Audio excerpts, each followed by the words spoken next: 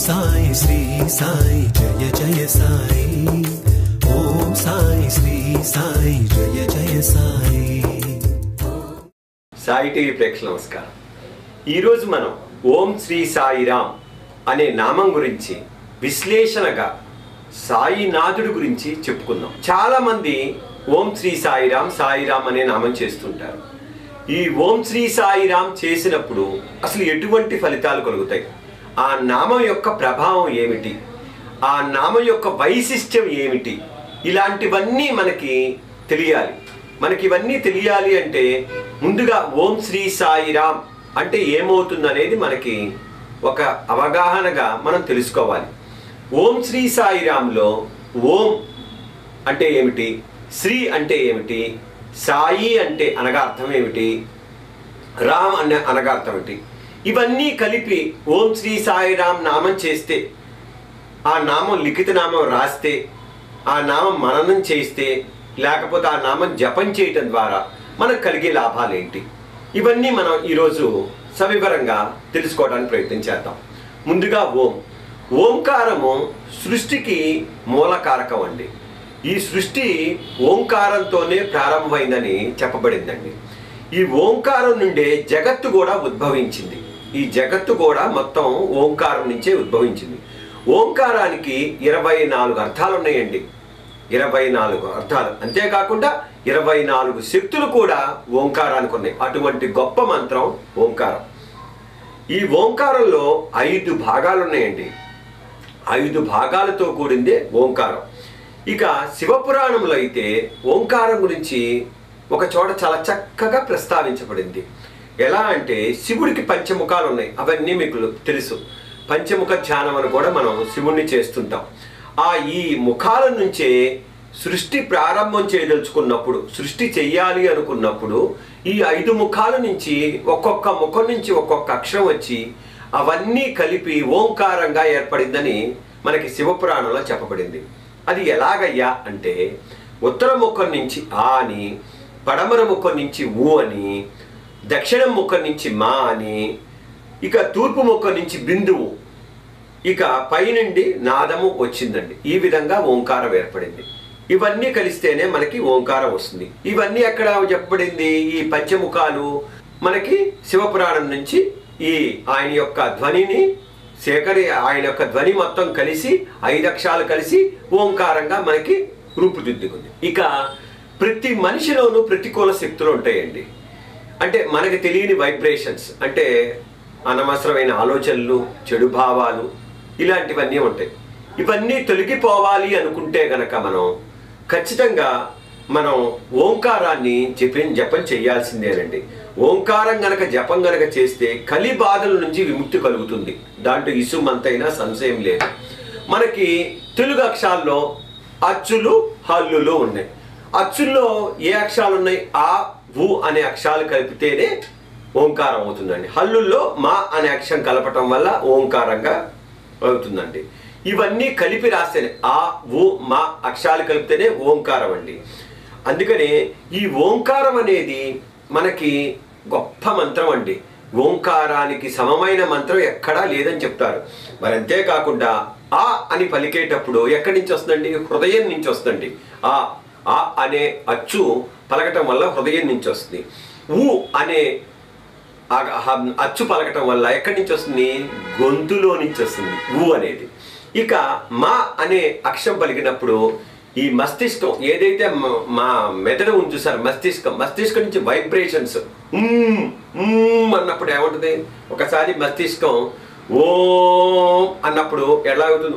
అని ఎప్పుడైతే అంటామో మన మస్తిష్కంలో నుంచి ఒక వైబ్రేషన్, శబ్ద తరంగాలు వస్తాయి. ఆ విధంగా హృదయము, గొంతు, మస్తిష్కం ఒకేసారి పలకటాన్ని ఓంకారం అవుతుందండి. అంతేకాకుండా ఈ ఓంకారానికి మనకి షట్చక్రాలు కూడా ప్రేరేపింపబడతాయి. ఈ షట్చక్రాలు ప్రేరేపించబడటమే కాకుండా ఈ షట్చక్రాలు చాలా చక్కగా పనిచేస్తాయండి ఓంకారం చేయటం వల్ల. ఒక రకంగా చెప్పాలంటే షట్చక్ర ధ్యానం కూడా ఓంకారానికి ప్రతీకగా చెప్పుకోవచ్చు. ఆ అనే అక్షరం అనాహత చక్రం హృదయం నుంచి వస్తుంది. ఆ అని చేయటం వల్ల ఓంకారంలో ఆ అనే అక్షరం మన హృదయంలో అనాహత చక్రం అంటే మంచి హృదయం. అంటే మనకి ఒక రకంగా హృదయం నిర్మాల్యం తొలగిపోతుందండి. మన హృదయంలో చాలా చెడు భావాలు అనేక రకమైన సంఘటనలు చేసుకుంటూ ఉంటాయి మన దైనందిన జీవితం. అవన్నీ తొలగిపోవాలన్నా మంచి హృదయం, దయగల హృదయం, దైవ సన్నిధి గల హృదయం, దైవం నివసించే హృదయం కావాలని అనే అక్షరాన్ని అనాహత చక్రం ద్వారా శుద్ధి చేసుకోవాలి. ఎప్పుడైతే అనాహత చక్రాన్ని శుద్ధి చేసుకోగలుగుతామో దైవం అంటే నువ్వు ఇష్టదైవం, నువ్వు పూజించే దైవం వచ్చి నీ మనసులో నిలబడతాడండి, నీ హృదయంలో నిలబడతాడు. అంతేకాకుండా అనేది విశుద్ధ చక్రం అండి. ఎక్కడ విశుద్ధ చక్రం? గొంతు అన్నమాట. ఇక వచ్చేసరికి గొంతులో నుంచి వస్తుంది మాట.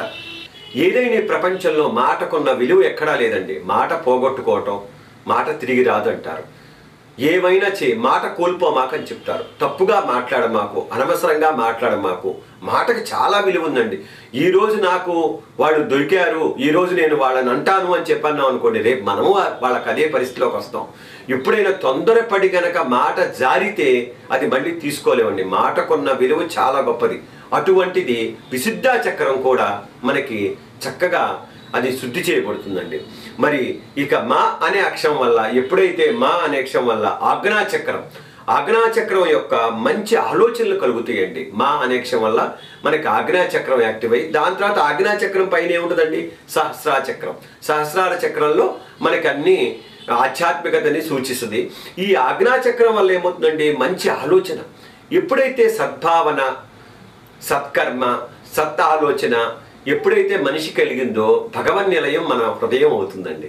మనం ఎప్పుడైతే పాజిటివ్గా థింక్ చేస్తాం అంటే మంచి ఆలోచన, మంచి భావాలతో మనం ముందుకు ఎప్పుడైతే నడుస్తూ వెళుతామో మనకి ప్రకృతిలోని సంబంధించిన శక్తులన్నీ మనలో కేంద్రీకృతం అవుతాయండి. మనం ఎప్పుడైతే చెడు భావాలతోటి, చెడు నడకతోటి ఎంతసేపటికి మన భావాల్ని వదిలిపెట్టకుండా మనం ఎప్పుడైతే ఇబ్బంది పడుతుంటామో దానివల్ల ఏమవుతుందండి? మనకన్నీ కొంతకాలం ఇది సాగిన తర్వాత అన్ని వ్యతిరేకమవుతాయండి. అంటే ఇక్కడ ప్రకృతి భగవంతుని స్వరూపం కదండి. ప్రకృతి గమనిస్తూ ఉంటుంది. ఎవరు సద్భావంలో ఉన్నారు, సత్కర్మాచరణ ఎవరు చేస్తున్నారు, ఎవరు మంచిగా ఆలోచిస్తున్నారు, తోటి మనిషికి ఎవరు సహాయం చేస్తున్నారు, ఇవన్నీ చూస్తుంటుందండి ప్రకృతి. ప్రకృతి అంటే ఎవరో కాదు సుమా, భగవంతు స్వరూపమే. పక్కవాడి మనిషిలో ఆనందాన్ని కలగచేయటమే మన యొక్క లక్ష్యం అండి. అలా ఎప్పుడైతే మనం నడుచుకోగలుగుతామో ఇవన్నీ మనకి చేకూరుతాయండి. అంతేకాకుండా ఈ ఓంకారాన్ని రోజుకొక అరగంట గనక మనం చేయగలిగితే అసలు వదిలిపెట్టలేమండి. మీకు ఒక విషయం చెప్పమంటారా? ధ్యానం చేసేవాళ్ళు ఓంకారాన్ని రోజుకు 2 గంటలు కూడా చేసేవాళ్ళు ఉన్నారండి. రోజుకు 2 గంటలు ఓంకార జపమే చేస్తారు వాళ్ళు అసలు ఎంత ప్రశాంతంగా ఉంటారంటే అండి, ఒక తామరాకు మీద నీటి బొట్టులా ఉంటారు. అంటే ఏది అంటదు, ఏది ముట్టదండి, వాళ్ళకి ఎటువంటిదే ఉండదు. అటువంటి ఓంకారాన్ని చెప్పటం కాదండి, అనుభవించి చేసి చూస్తే కానీ మీకు ఆ ఫలితం దక్కుతుంది. ఈ ఓంకారం ఎక్కడ నిక్షిప్తమైందండి? వేదాల్లో నిక్షిప్తమైంది. అంతేకాకుండా ఈ ఓంకారం ఆరోగ్యానికి సంబంధించిందండి. ముఖ్యంగా ఎవరైతే సదా ఆరోగ్యం కోరుకుంటున్నారో వాళ్ళందరూ ఖచ్చితంగా వాళ్ళ ఓంకార జపం చేయాల్సిందే. విదేశాలు యూనివర్సిటీ వాళ్ళు అనేక పరిశోధనలు చేశారండి. చేస్తే మీకు ఒక విషయం చెప్పారు తెలుసా? వాళ్ళందరూ చివరికి చెప్పిందంటే ఓంకారం అనేది మృత్యుంజయ జపం అని చెప్పారు. అంటే అనారోగ్యాన్ని దూరం చేసే శక్తి దేనికై ఉందయ్యా అంటే ఓంకారానికే ఉంది. మనం చెప్పలేదండి, మన ఋషులు చెప్పింది మనం ఎటు వినం కదండి. విదేశాల్లో యూనివర్సిటీ వాళ్ళు అనేక పరిశోధనలు చేసి చివరికి చెప్పింది ఏంటయ్యా అంటే మృత్యుంజయ జపంతో సమానం అని చెప్పారు. నాభి నుండి లయబద్ధంగా, నాభి అంటే ఇక్కడ నాభి నుండి ఎప్పుడైతే మనం లయబద్ధంగా ఓంకారాన్ని మనం జపం చేస్తామో ఖచ్చితంగా ఆరోగ్యం బాగుపడుతుంది. దాంట్లో ఇసుమంతైనా సంశయం లేదు. ముఖ్యంగా రోజుకి కనీసం 15 నిమిషాలు కనుక మనం ఓంకారం జపించగలిగితే ఆరోగ్య సమస్యలు, అనారోగ్య సమస్యలు చాలా తొలగిపోయి చక్కటి ఆరోగ్యంతో మంచిగా అతని ముఖంలో వర్చస్సు కూడా వస్తుంది. ఆ కళ అంటారు చూసారా, చూడగానే కళకళలాడుతున్నావయ్యా అంటారు. అది ఊరికనే అనరండి.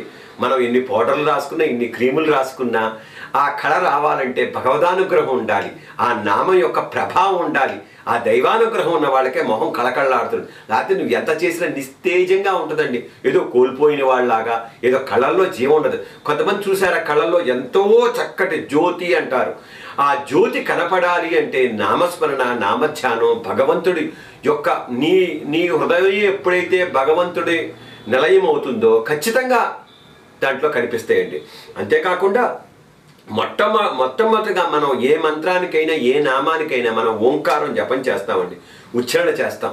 ఓంకారం జపం చేయకుండా ఉచ్చారణ చేయకుండా మనం ఏం చేయం. ఓం నమ శివాయ, ఓం నమో నారాయణ, ఓం శ్రీ సాయిరాం, ఓం సాయి శ్రీ సాయి జయ జయ, ఇక రకరకాల మంత్రాలు, ఓం గం గణపతే నమః, ఓం శరణభవాయ నమః, అట్లా మనం ఏదైనా సరే ఓం నమ శివాయ, ఇవన్నీ మనం ఏం చేయాలంటే ఓం దుర్గాదేవ్యే నమః, ఓం లలితాయే నమః, మనం ఏదైనా సరే ఓంకారంతోనే ప్రారంభం చేస్తాం.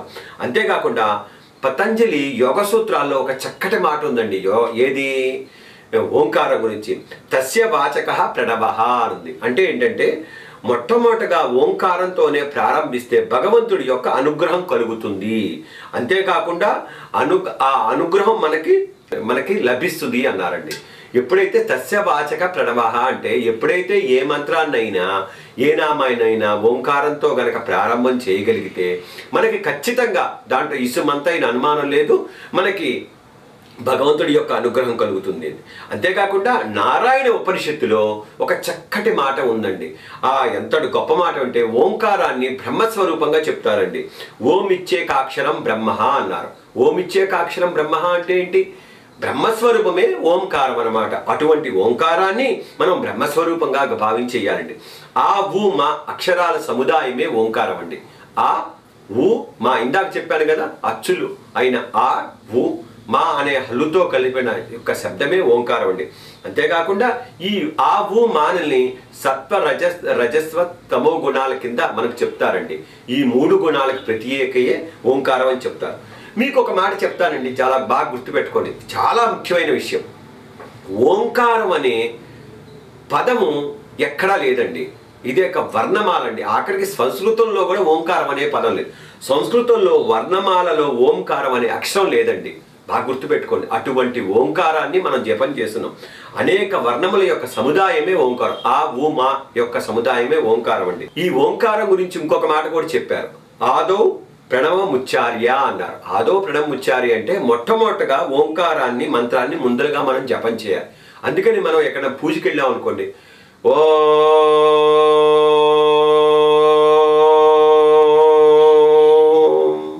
అంటూ 3 సార్లు చేస్తారండి.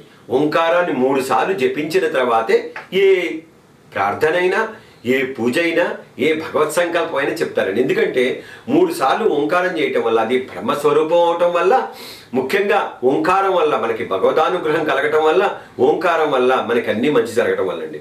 అంతేకాకుండా ఓంకారం చేయటం వల్ల అలసట నీరసం అవన్నీ తగ్గిపోతాయండి.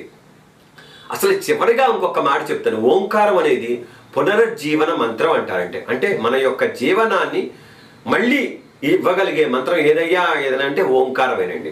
అంతేకాకుండా గుండె జబ్బులు గనక రాకుండా ఉండాలంటే ఖచ్చితంగా ఈ రోజుల్లో గుండె జబ్బు అనేది చాలా సర్వసాధారణ అయిపోయింది.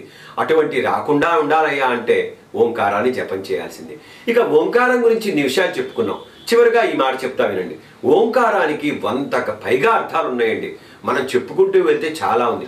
ఒక అర్థం ఏంటంటే వెల్కమ్ టు గాడ్స్, అంటే దేవుడికి స్వాగతం. అంటే ముందర ఓంకారం జపం చేస్తే మన ఇష్టదైవం కానీ మన గురువు కానీ సద్గురు కానీ ముందర రమ్మనమని అర్థం అండి, స్వాగతం ఇస్తున్నట్టు. మనం ఎవరైతే ఇంటికి రాగానే రండి రండి అని ఎలా అంటారు, ఓంకారం అనగానే దేవుడికి స్వాగతం అండి. అంతేకాకుండా ఓంకారంలో ఎప్పుడైతే ఓం అని ఇట్లా రాస్తామో దాంట్లో గణపతి కూడా ఉన్నాడండి. ఓంకారం జపం చేయటం వల్ల గణపతి ప్రార్థన కూడా చేసినట్టేనండి. అందుకని ముందరగా ఓంకారం చేయమంటారు.